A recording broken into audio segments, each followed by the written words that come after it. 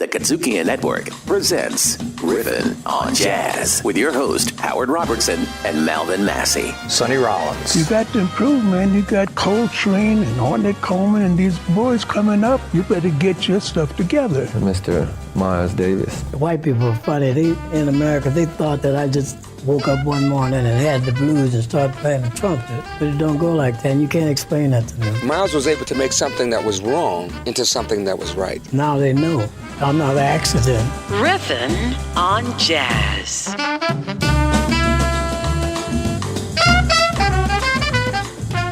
Ladies and gentlemen, welcome back. This is RIFFIN on Jazz. That's your weekly visit with friends, talking about the music that we love. That classic African-American art form called jazz. I'm Malvin Massey. And I'm Howard Robertson. And we are here to talk about jazz. Talk about jazz. Today our theme is on the corner of jazz and hip-hop, Malvin. Yeah. And listen, there's been a lot of controversy about hip-hop from jazz icon Wynton Marsalis. Yeah. And we are going to talk about how jazz and hip-hop intersect, not intercept each other. But we're going to start out with the innovator of jazz and hip-hop, who happens to be a friend of mine, with the first song that actually put them all together, and that would be Brother Gill, Scott-Heron. The only one. Check out The Revolution Will Not Be Televised. You will not be able to stay home, brother. You will not be able to plug in, turn on, and cop out. You will not be able to lose yourself on Skag and skip out for beer during commercials because the revolution will not be televised. The revolution will not be televised. The revolution will not be brought to you by Xerox in 4 parts without commercial interruptions. The revolution will not show you pictures of Nixon blowing a bugle and leading a charge by John Mitchell, General Abrams, and Spyro Agnew to eat hog maws confiscated from a Harlem sanctuary. The revolution will not be televised. The revolution will not be brought to you by the Schaefer Award Theater and will not star Natalie Woods and Steve McQueen or Bullwinkle and Julia. The revolution will not give your mouth sex appeal. The revolution will not get rid of the nub. The revolution will not make you look 5 pounds thinner because the revolution will not be televised, brother. There will be no pictures of you and Willie Mae pushing that shopping cart down the block on the dead run or trying to slide that color TV into a stolen ambulance. NBC will not be able to predict the winner at 8:32 on report from 29 districts. The revolution will not be televised. There will be no pictures of pigs shooting down brothers on the instant replay. There will be no pictures of pigs shooting down brothers on the instant replay. There will be no pictures of Whitney Young being run out of Harlem on a rail with a brand new process. There will be no slow motion or still life of Roy Wilkins strolling through Watts in a red, black, and green liberation jumpsuit that he has been saving for just the proper occasion. Green Acres, Beverly Hillbillies, and Hooterville Junction will no longer be so damn relevant, and women will not care if Dick finally got down with Jane on Search for Tomorrow, because black people will be in the street looking for a brighter day. The revolution will not be televised. There will be no highlights on the 11 o'clock news and no pictures of Harry armed women liberationists and Jackie Onassis blowing her nose. The theme song will not be written by Jim Webb or Francis Scott Keys, nor sung by Glenn Campbell, Tom Jones, Johnny Cash, Engelbert Humperdinck, or The Rare Earth. The revolution will not be televised. The revolution will not be right back after a message about a white tornado, white lightning, or white people. You will not have to worry about a dove in your bedroom, the tiger in your tank, or the giant in your toilet bowl. The revolution will not go better with Coke. The revolution will not fight germs that may cause bad breath. The revolution will put you in the driver's seat. The revolution will not be televised, will not be televised, will not be televised, will not be televised. The revolution will be no rerun, brothers. The revolution will be live. My man, Gill, Scott-Heron. Yeah, that's pretty slick. I have to give him credit for that. The revolution will not be televised. Talk a little bit about Gill. Gill Scott-Heron was born in Chicago, and mom was a former opera singer, and his daddy was a big soccer star in Jamaica. And so he was born in Chicago. His mom and his dad separated, and he moved down south. Guess where he moved? Where? Jackson, Tennessee. Okay. Right Jackson, Tennessee, to live with his grandmother. And when I met him at Lincoln University, he started asking me, he said, man, you from Memphis, right?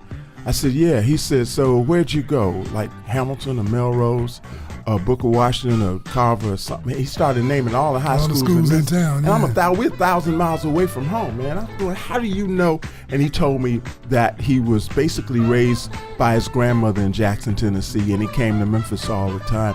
And he attributes some of that to his musical influence and background. Yeah, well, he certainly developed over the years as his skills were going on. I was reading this stuff about him, and Gill Scott-Heron, now we know him as for what he just did, right? For the dub poetry, right. I should say. But he also is considered by a lot of people to be the first rapper MC, and I didn't know that until we started doing this. And it also has a thing about him saying that he's one of the most important progenitors of rap music. Right.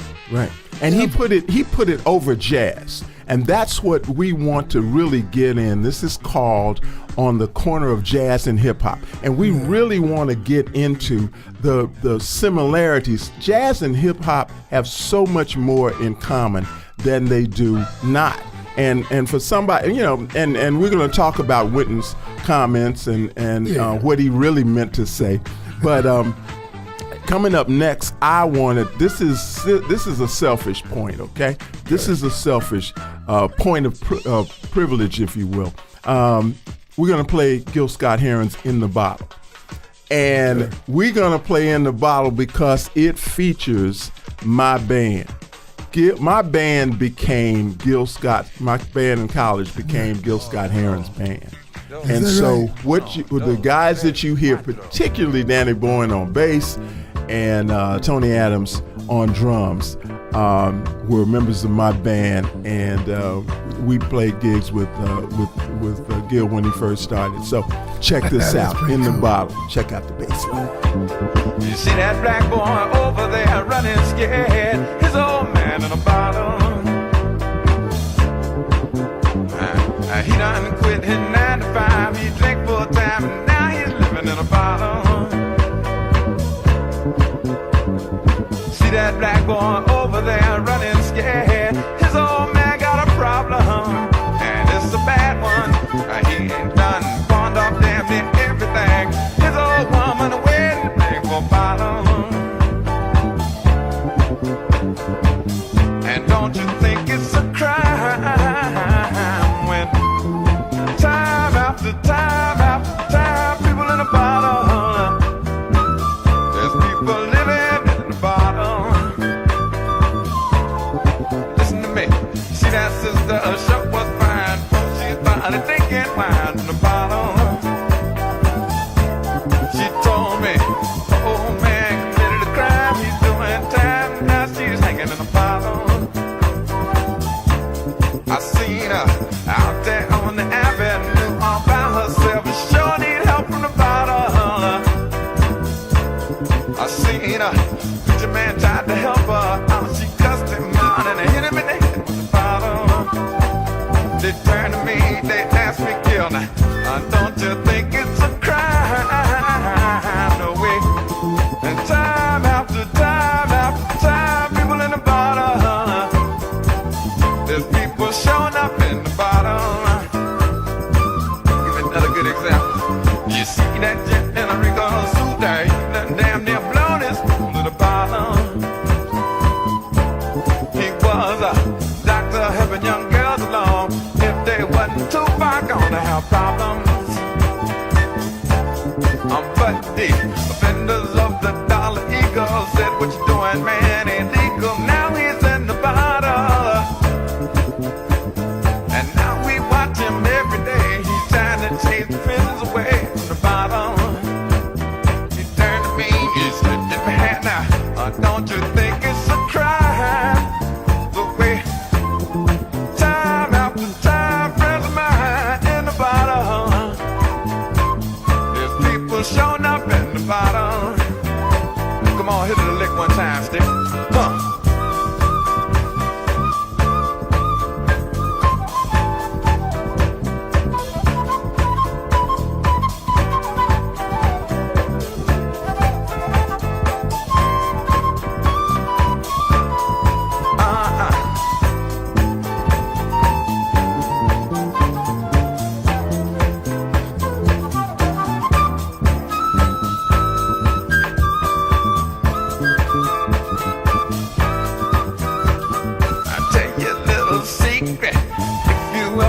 looking for me, you know where I'm bound to be in the bottle. Turn around, look around on any corner. If you see some brother looking like a goner, it's gonna be me. Sing the song. Na na na na na na na na na na na na na na.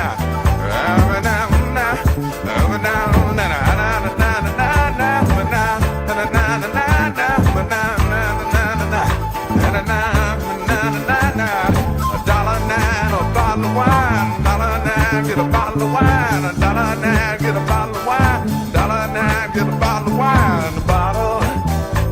Yeah, all that I'm concerned about is a bottle. It can turn me inside out of a bottle. All I want is all I want is all I want is all I want. Since I'm living on the bottom of a bottle.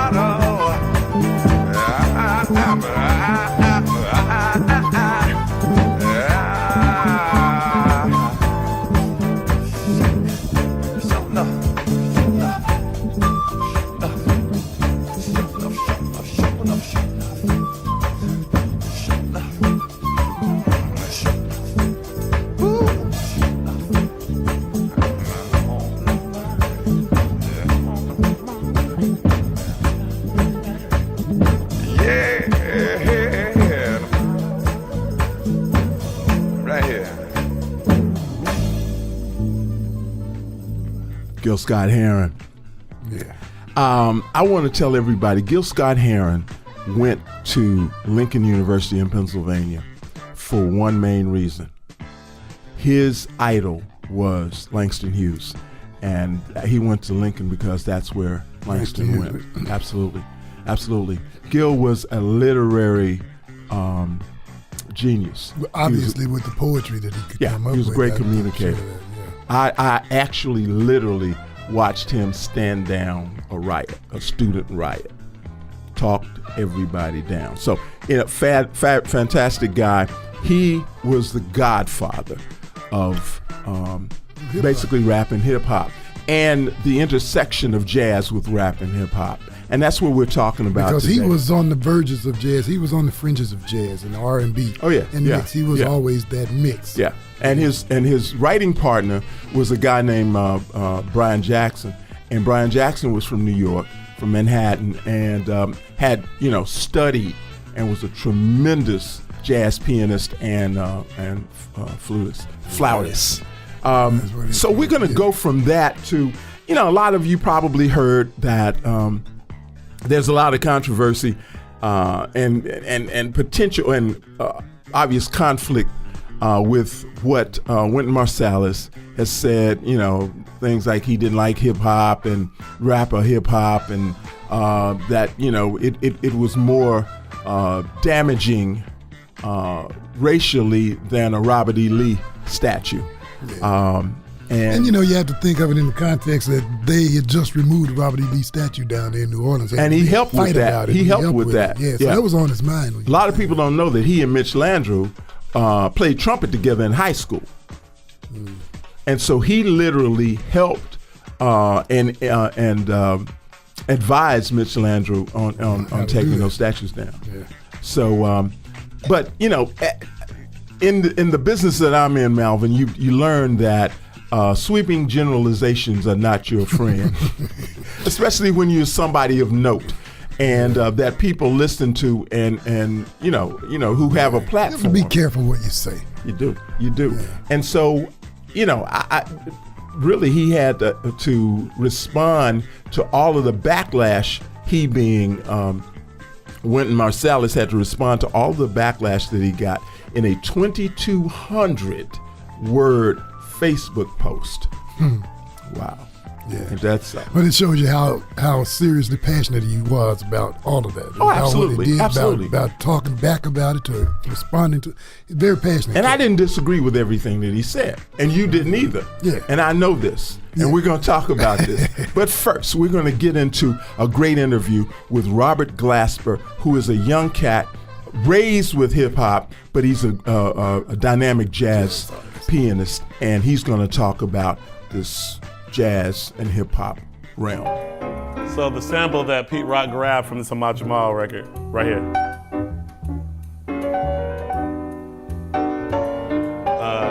Comes over, he just took like 2 bars. Right here. Whew. Right there. Whew. He took that and gave it to Nas.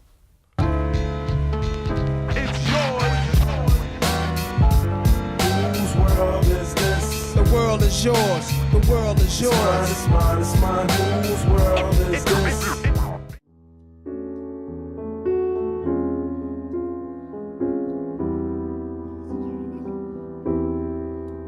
Jazz is the mother or father of hip-hop music. They're both musics that were born out of oppression. They're both kind of like protest music, you know, going against the grain. And naturally, if you're a hip-hop producer that wants a lot of melodic stuff happening, you're probably going to go to jazz first.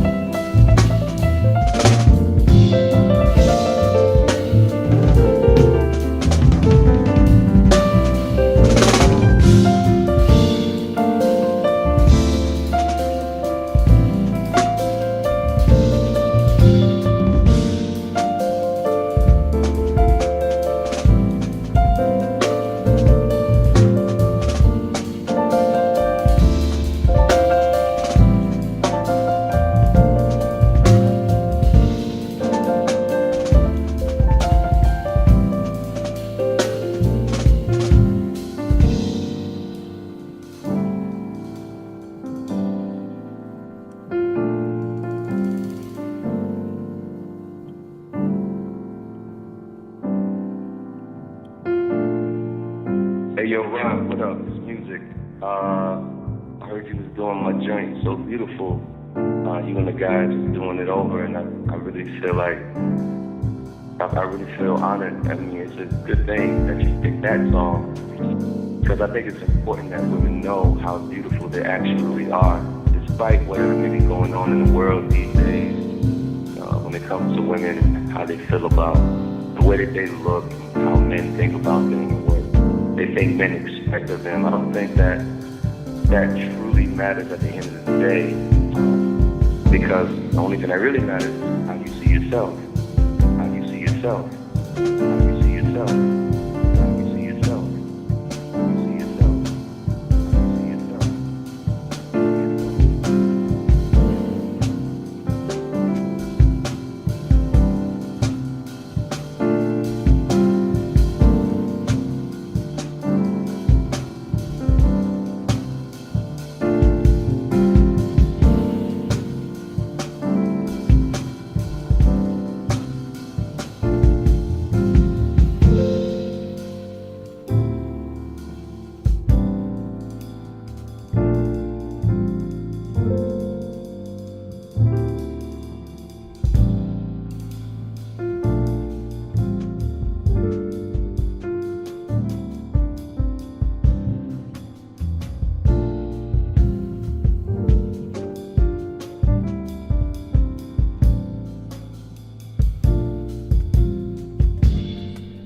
Music from pianist Robert Glasper, tune called Beautiful, just after that interview with him. So Howard, Robert Glasper is a very talented young man out of Dallas, Texas. Yes.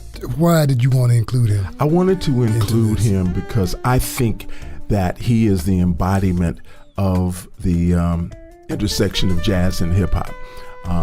As everybody knows, we're talking about on the corner of jazz and hip-hop, and I think he pulls it all together. I think he gets it. He understands it. He loves hip-hop. He loves jazz. And I think he understands the dynamic between the two. So that's why I wanted to really get into, because, check it out. They were both products, jazz and hip-hop were both products of subcultures that became mainstream. And besides, plus the fact that we've already said on this show several times that jazz was the father of all of this music that's come after it. That's what he said. He called it the father and mother of hip-hop. It's a father of everything that has happened since it was created. Right. So, and then we don't, who among us likes everything? We don't like everything. Yeah, we have to give credit to the idea of the creativity of the people and what they're doing. There are going to be some aspects of jazz that you love and that you don't love so much, and certainly the same is true with hip-hop. Yeah. But speaking of things that we do love... I like having a little sip every now and then. You do? Yeah. I like, and these things, so tell me about the sip that you're having today. Is this Cocoa Bond? Cocoa Bond, yes. Another California wine. Why are we drinking California wines? Why not? What you got against domestic wines? I don't have anything against them. We got some from out here. From the looks of your glass, you kind of enjoy it. I do. Cocoa Bond, a red blend from California. That's what's on tap for tonight. Make sure you check us out on Spotify, Apple Podcasts, TuneIn app, or your favorite podcast provider. We're Riffin' on Jazz on the KUDZUKIAN Network, and we'll be back with more Riffin'. KUDZUKIAN's Riffin' on Jazz. Artivism. Artivism features conversations with artists, creatives, and citizens working at the intersection of art and social activism. And I'm Linda Steele, your host. I'm a grant maker, change maker, social venture capitalist, and I invest in individuals and projects that use the arts as a vehicle for social change. Artivism on the KUDZUKIAN Network. KUDZUKIAN! Riffin' on Jazz.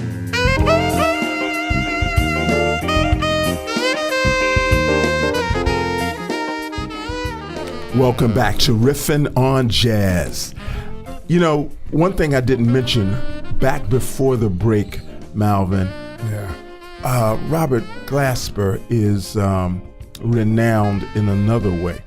He is the winner of 2 Grammys nominated for an Emmy, and won an Oscar for his Miles work. Davis. His work on Miles Ahead, the Miles Davis biopic. And that's a good way that's a good thing to say and to bring into the idea that this cat is a real musician, So if you want to disparage hip hop artists, you can't do that to a cat like this, because he does hip hop and he's a musician too. And the other reason you don't disrespect anybody's art form. In my opinion, I think that and hip hop has given jazz deference and respects jazz and uses jazz and so I think that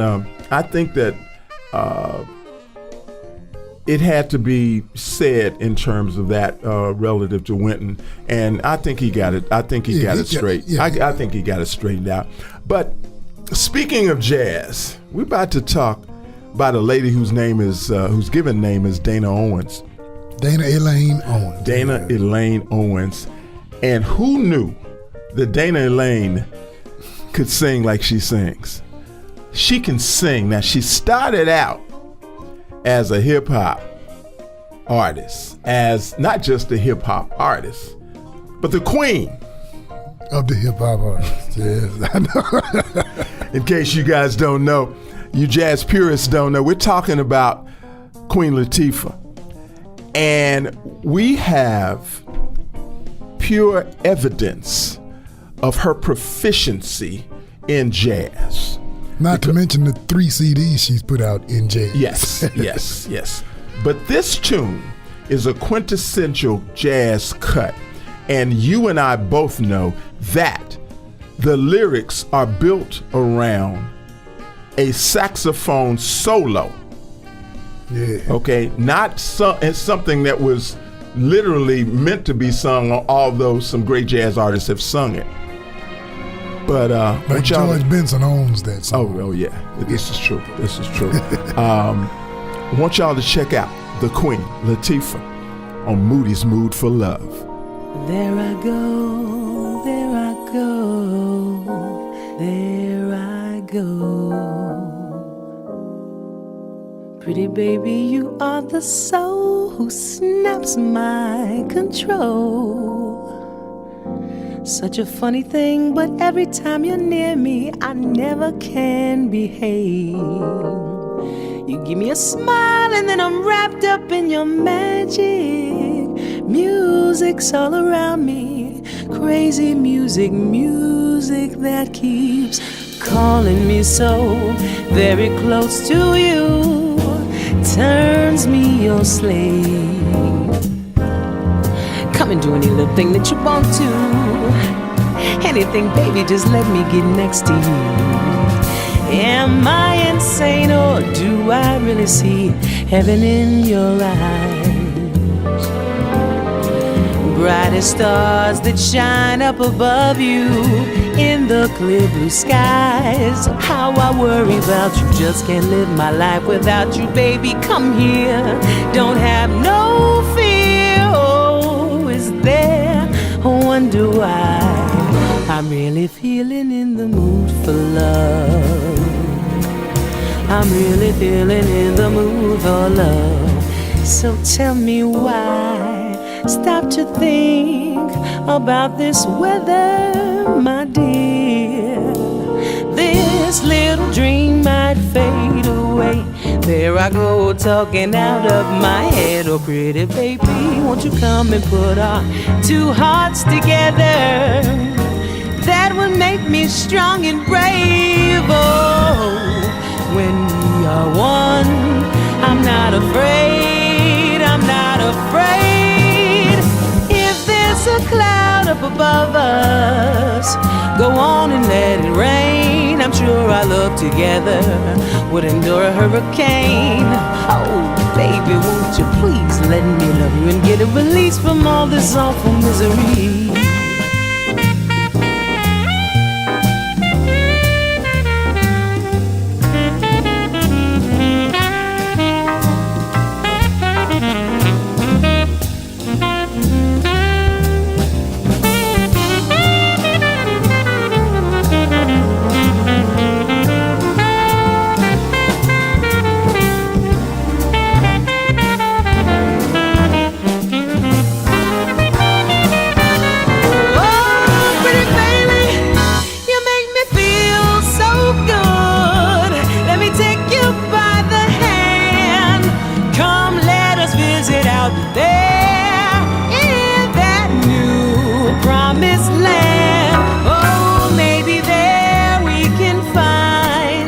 a good place to keep a loving state of mind. I'm so crazy, Daddy. I never knew what love was all about. Well, James Moody, you can come on in, man, and you can blow now if you want to with me.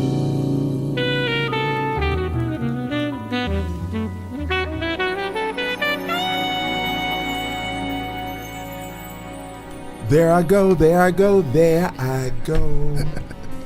That's a great song, man. That's a really great song, and she did a good job with that. You know what, though? But we cannot identify.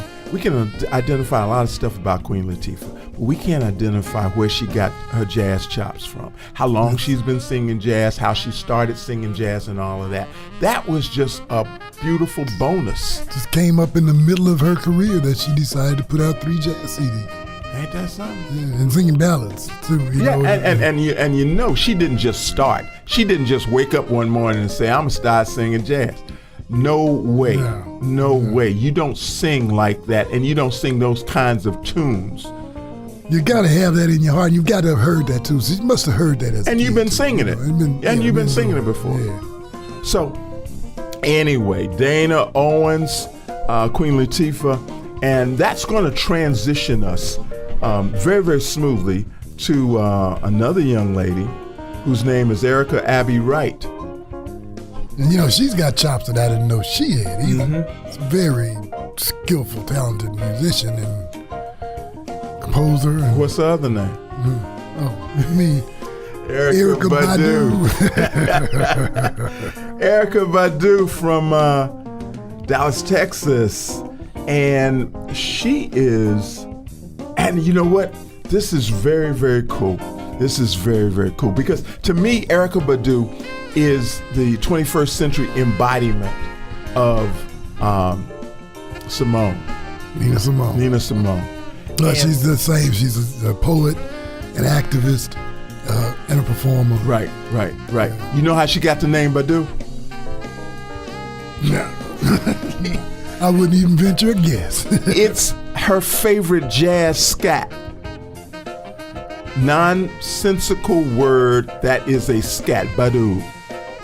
She liked that, and it's also, I think it's got a meaning, Ghanaian meaning too. But Erykah Badu is, by everyone's knowledge and indication, a great hip hop artist. Yeah. But she also makes the connection between jazz and hip hop. Yeah. And that is definitely heard on this next tune that's coming up. I mean, this will surprise me, Howard. You tricked me with this one. I know it did. I know it did. And knowing how you love Latin, like I said before, your ears shot up like a German shepherd. Check this out. Erykah Badu, So Long.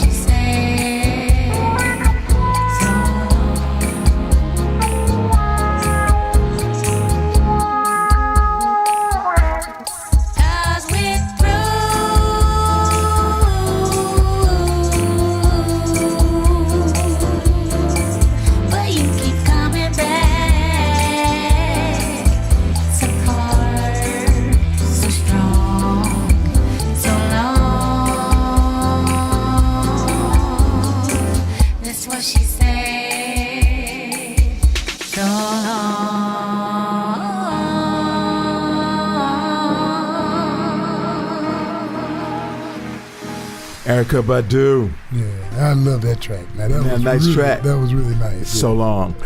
Listen, but a little bit background. Erykah Badu graduated from Booker T. Washington High School. Wonder if that was a black school. For the performing arts in Dallas. Went on to study theater at Grambling State University in HBCU. And by the age of 14, she was freestyling local radio station with Roy Hargrove. Well, yeah. And then left school, left Grambling to go make some money. Yeah, absolutely. Listen, make sure you check us out. Riffin' on Jazz on the KUDZUKIAN Network. Check us out on Spotify, Apple Podcasts, TuneIn app, or your favorite podcast provider. We will be right back. Don't you go anywhere. We got much, much more for you on the other side of this.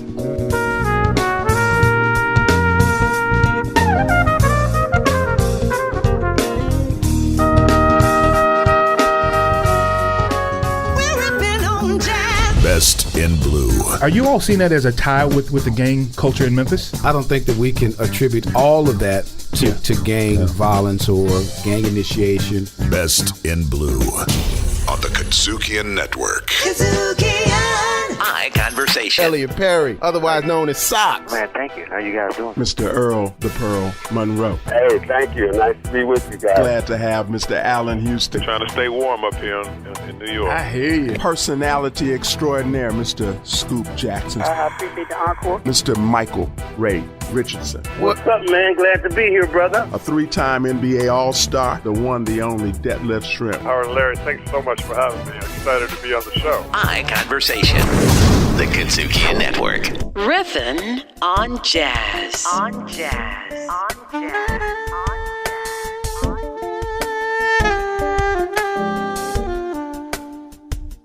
And welcome back. This is Riffin' on Jazz. And we're talking about hanging out on the corner of jazz and hip-hop.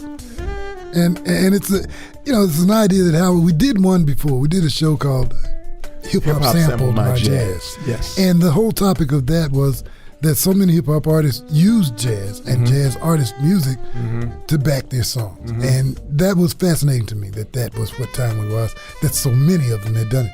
And this is, and I didn't get the concept at first until you really explained it out. But tell everybody exactly what we're talking about. Well, what we're talking about is we're not necessarily just dealing with the sample of jazz in hip hop music, but we're talking about the true intersection of jazz and hip hop. And Robert Glasper so aptly put it, jazz is the mother and father of hip hop. And they both were subcultures that became mainstream. They were both, not necessarily, they're raw in a lot of ways. Jazz was both raw in a lot of ways. Yeah, and hip hop is raw in a lot of ways. And they are both cultures. They transcend musical genres. They are both cultures. So art forms, yeah. So they have more similarities than dissimilarities. And so we got this other artist now, this cat coming up, who I wasn't really that familiar with him as an organist, and didn't realize I had heard him so many times with cats like George Benson. He is known as one of those guys who was in the 70s. He had a cult following as an acid jazz musician. And a lot of people haven't heard that term, acid jazz, but heard it. Did you like acid jazz? It didn't really fit, that term didn't really fit. Because all it was contemporary jazz that just didn't follow any real format. It was good stuff. A lot of it was good music that I thought of. Right. And we played it on the station, but I never saw it as in that genre that they tried to give it. So, But Ronnie Foster's been around, played with a whole lot of people. Yeah, he's a real musician. He co-wrote Lady with George Benson, and he was with played with Stanley Tarantine, and played with us, a whole list of folks. We've got a great cut coming up called Mystic Brew, and you're still riffing on jazz on the KUDZUKIAN Network.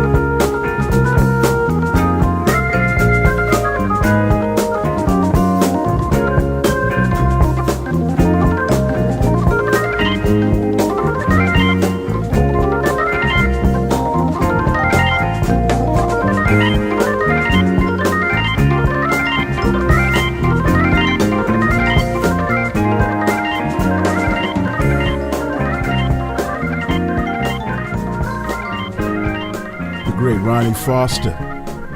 Good music. Mystic Brew. And for those of you who have not heard, we're on the corner of jazz and hip hop. We're talking about the intersection of jazz with the hip hop genre. And we used Ronnie Foster's Mystic Brew because that was used and sampled by a tribe called Quest. Yeah, and I had no clue about that either, you know, and they used the song. Absolutely. Yeah. They were really prolific in using jazz cuts, and we're playing these cuts, and if you are a hip-hop fan, you can hear them and understand why and where they came from and what hip-hop song they were lifted for. And that brings us to another fantastic jazz keyboardist, Dr. Lonnie Smith, that we're going to use, and that was done confused with Lonnie Liston Smith. Not to be confused. Let's mention that. And it's easy to do for that confusion. Matter of fact, exist. he said he started wearing a turban because of that. Oh, to set himself apart. Yeah, that makes sense. Yeah, he started wearing something. Dr. Lonnie Smith. We're gonna do this is actually an R&B. Rock and roll R&B classic. Yeah. Called Spinning Wheel. You remember who did it? Was it she was in jail. Blood, Sweat, and Tears. Back in the day. Spinning Wheel, this was also used and lifted by a tribe called Quest on their Electric Relaxation. We are on the corner of jazz and hip hop here on Riffin' on Jazz. Check this out.